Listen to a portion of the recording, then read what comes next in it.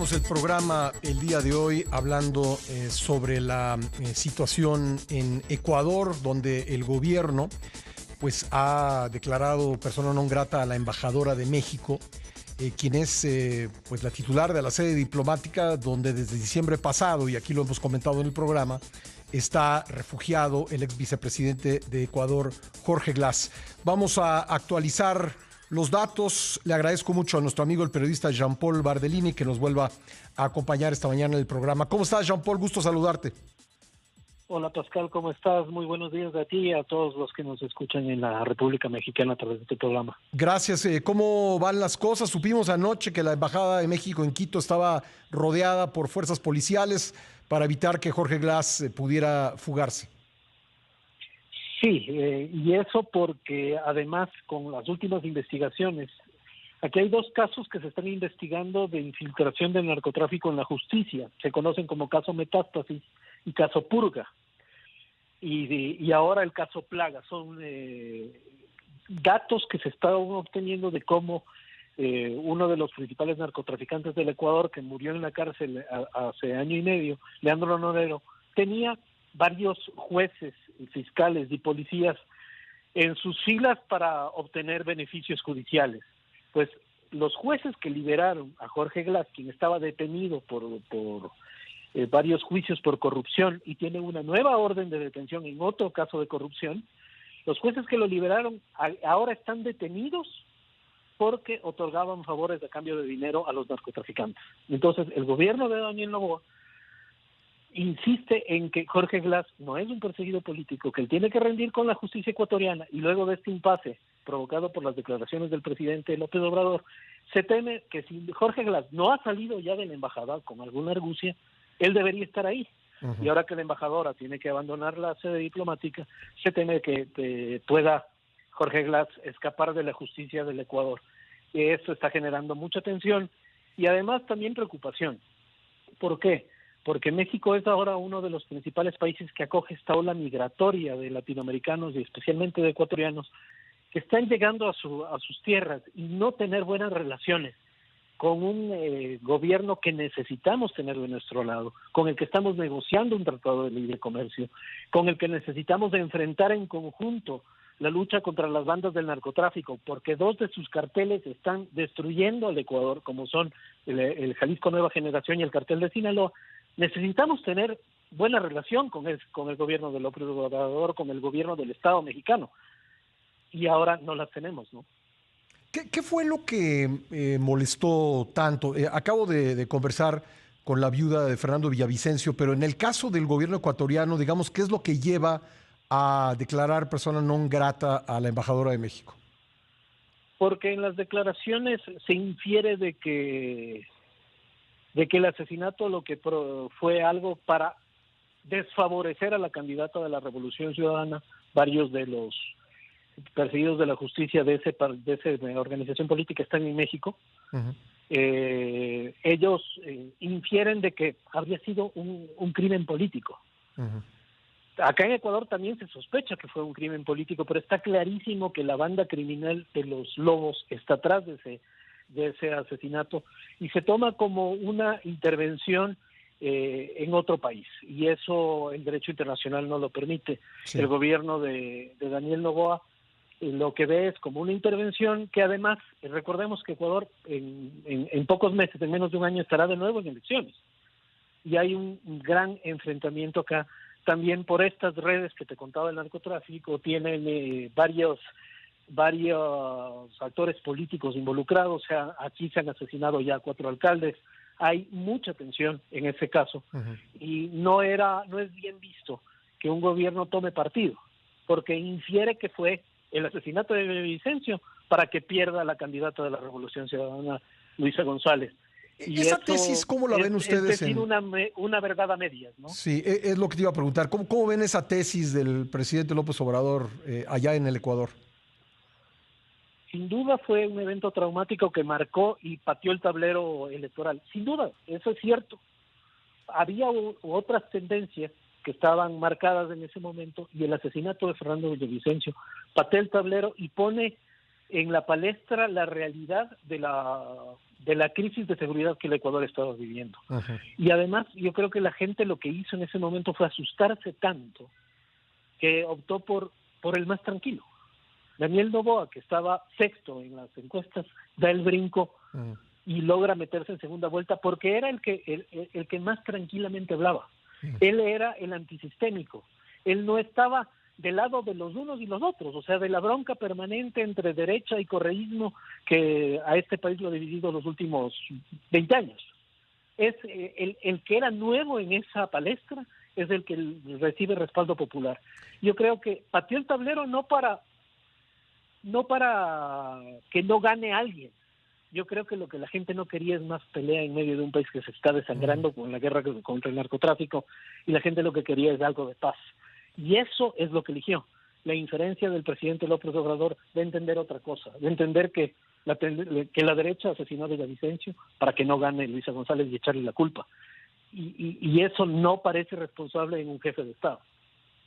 Ya, sobre todo, bueno, utilizándolo para hablar de otra situación que es la que estamos viviendo en México en medio de la actual contienda electoral. ¿Qué es lo que viene, Jean-Paul? Me queda en este bloque un minutito, te pediría que te quedaras con nosotros y conversáramos un poco más, pero digamos, ¿qué es lo que podemos esperar en las próximas horas, los próximos días? Bueno, la tensión ahorita es estar con la fuerza pública esperando que Jorge Glass no escape del país y evada la justicia. Y de ahí yo creo que más bien tendría que llevarse conversaciones. Varias de las agrupaciones, de las ONGs que vigilan por los migrantes están en alerta por lo que te contaba, ¿no? Sí. Esto tiene otros coletazos, no solamente tiene que ver con el tema político. Esperamos aquí que la embajadora salga y se tiendan cables para intentar recomponer lo más pronto posible la relación con México. La atención está en la embajada, es por el tema Jorge Glass, más que en realidad por un impasse diplomático que nadie quiere con la República Mexicana. Bien, Jean-Paul, ¿puedes esperarnos un par de minutos y regresamos? Seguro que sí. Gracias Jean-Paul Bardellini. Vamos a platicar con él un poco más sobre lo que está pasando en Ecuador con motivo de esta crisis diplomática. Volvemos enseguida. 8:18 en el tiempo del centro. Vamos de regreso con el periodista ecuatoriano Jean-Paul Bardellini para hablar de la crisis diplomática que se ha originado a raíz de las declaraciones del presidente López Obrador en su mañanera del miércoles pasado, en la que se refirió al asesinato de Fernando Villavicencio, candidato presidencial de Ecuador, que hace unos 8 meses, casi 8 meses, fue asesinado en plena contienda electoral. Jean-Paul, me decías antes del corte que lo que está realmente tensando la relación es el tema Jorge Glass, más que estas declaraciones del presidente López Obrador. ¿Dirías que las declaraciones fueron la gota que derramó el vaso? Yo diría que, claro, le terminó poniendo el punto político que faltaba, porque como te decía, hace pocas semanas la Corte revisa el fallo que liberó a Jorge Glass y dice no fue de manera jurídica, así que él no debió haber estado libre, así que debe presentarse de nuevo a la justicia. Él no puede estar libre, tiene que cumplir su condena. Y 2 semanas después, en otro caso, en el que se investiga mal uso de fondos públicos, tuvimos, no sé si ustedes se recuerdan, un terremoto en el 2016 que afectó gran parte de la costa ecuatoriana. Durante el gobierno de Rafael Correa se impuso un impuesto especial, se subió y con eso se recaudaron cerca de $3,000 millones para la reconstrucción. Bueno, gran parte de ese dinero terminó en obras no hechas o en obras con sobreprecio, que se están investigando, construcción de hospitales, unos se hicieron con sobreprecio y otros simplemente no se hicieron y el dinero desapareció. El que estaba a cargo de esa reconstrucción era Jorge Glass. Entonces, en este nuevo caso, él ya tiene una nueva orden de detención.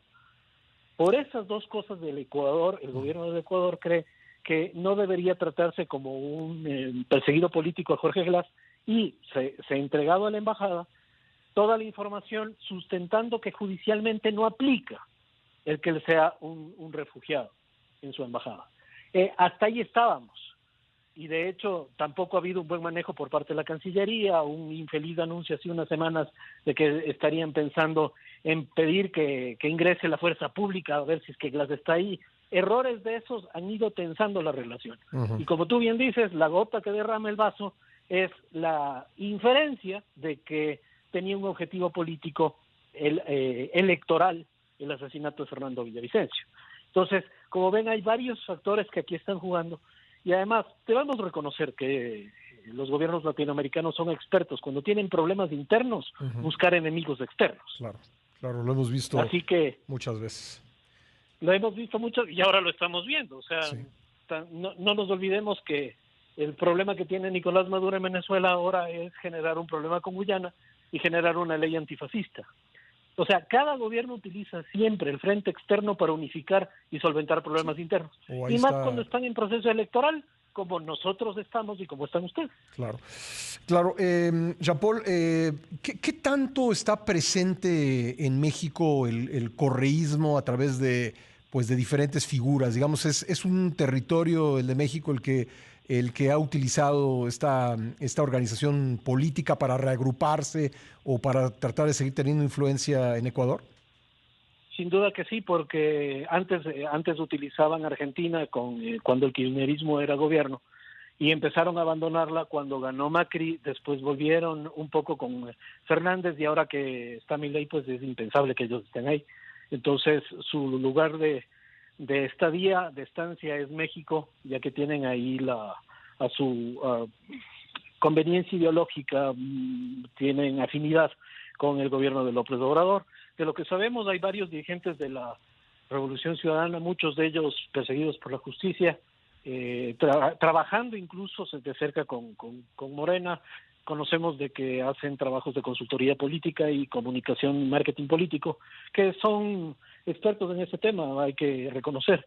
Aquí en Ecuador lograron mucho del poder político durante más de una década, gracias a que saben manejarse muy bien en eso, ¿no? Entonces, esa es la realidad, muchos de ellos están ahí, y por eso también aquí se está expectante de qué pueda pasar con el cambio de poder político o no en México, porque necesitamos que México se convierta en un aliado real de la región para la lucha contra las redes del narcotráfico. Esta es una lucha que tiene que ser regional, no puede cada país pelear esta batalla solo cuando estamos contra transnacionales del delito que mueven cientos de miles de millones de dólares al año y que contaminan nuestras democracias. Esa es una pelea que tenemos que dar en conjunto. Entonces, en Ecuador, los analistas políticos sí estamos con la mira puesta en qué puede pasar en México, porque eso va a ser clave en cómo se enfrenten varios problemas de la región, y por supuesto también en donde los distintos aliados políticos van configurándose, ¿no? Y la impresión en Ecuador es que México no está participando, las autoridades mexicanas no están participando en esa lucha que tendría que ser conjunta. Sí, o sea, yo personalmente te digo que no lo he visto así. Estuve hace unos años, vino acá uno de los fiscales mexicanos y nos contaba más de 200,000 desaparecidos en sus fronteras son migrantes, gente que se tiene datos, registros y desaparecieron. Esa cifra a mí me espeluznó. Intenté buscar más información y no la hay. Y además, dependiendo a dónde vayas, es cada vez más difícil. Hay estados de los que no se puede encontrar nada de información, porque están, si no totalmente controlados, muy infiltrados por las mafias criminales. Las noticias, las masacres. Lo que ahora el Ecuador está viviendo, nosotros lo hemos visto en años pasados a México. Y yo creo que sí hace falta una coordinación regional. Sí. El problema es que cuando hablas de la lucha contra el narcotráfico, todo el mundo cree que es el imperialismo norteamericano el que quiere meterse. ¿Por qué no hacemos una política de todos sin ver bandera? Porque mientras tanto los narcotraficantes se van llevando nuestros sueños, nuestra gente, nuestro dinero, nuestras democracias, mientras nosotros nos peleamos porque soy amigo del Grupo de Puebla o porque soy amigo de los norteamericanos. Me parece que deberíamos madurar un poquito como región y empezar a trabajar en conjunto. No por nada les dicen crimen organizado, ¿verdad? Mientras que las autoridades generalmente están desorganizadas. Oye, me queda un poquito más de un minuto. Preguntarte por último de esta propuesta que ha impulsado el presidente López Obrador de, pues, darle un pago mensual a los migrantes para que vuelvan a sus países. Comenzó con los venezolanos, pero luego dijo que lo ampliaría a colombianos y ecuatorianos. ¿He comentado algo de esto por allá? Se tiene un poco de información, pero yo no creo que tenga resultado. La crisis en Ecuador es mucho más allá que solamente por búsqueda de dinero. Tenemos un serio problema económico, sin duda. pero la mayoría de gente que está saliendo ya no es una migración de gente absolutamente pobre. En Ecuador tenemos una migración de gente clase media y de gente de altos recursos que está huyendo de la violencia. Este país nunca ha vivido lo que estamos viviendo. Masacres selectivas, grupos de estilo comando matando gente en los restaurantes. O sea, es más grave de lo que se cree y mucha gente está abandonando el país de forma legal y de forma ilegal.